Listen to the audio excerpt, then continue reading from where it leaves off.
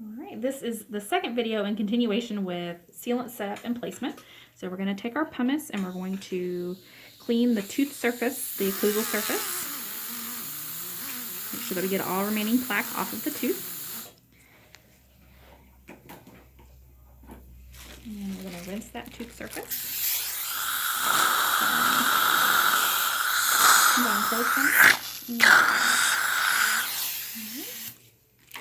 Step 2, you're going to go ahead and place your etch material, and you can use a bigger tip for this one, larger tip.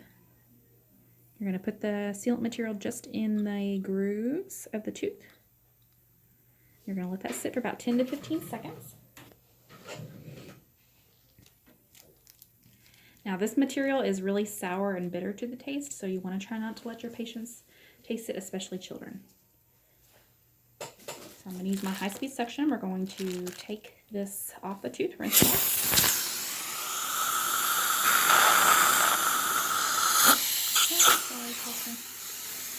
Now it's real important when you take or rinse that material off that you want to keep that tooth dry.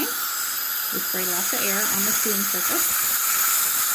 And what that etch does, it makes the occlusal surface, the grooves, rough, and it's going to help mechanically lock that sealant material in by opening up those dental tubulars. Now for isolation, because once the tooth gets wet, it's contaminated and you have to start over. So for isolation for this particular tooth, I'm using a cotton roll. I'm going to pull the tongue out of the way.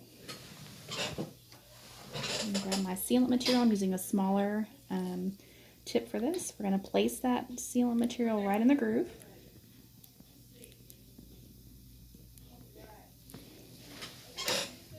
At this point, you can use a brush, a micro brush, to kind of spread out the sealant material if there's any voids, any holes. I don't see any, so I'm not going to use that. Then I'm going to turn on our curing light. We're going to let it cure for 10 seconds. There should be 2 beeps. And you want to make sure that your patient or anybody that's looking, your assistant that's not looking directly at that blue light, and that you're looking through the shield to protect your eyes. More than 3, sorry about that. And the last thing you want to do, and the patient can close at this point because it's dried, you want to floss the mesial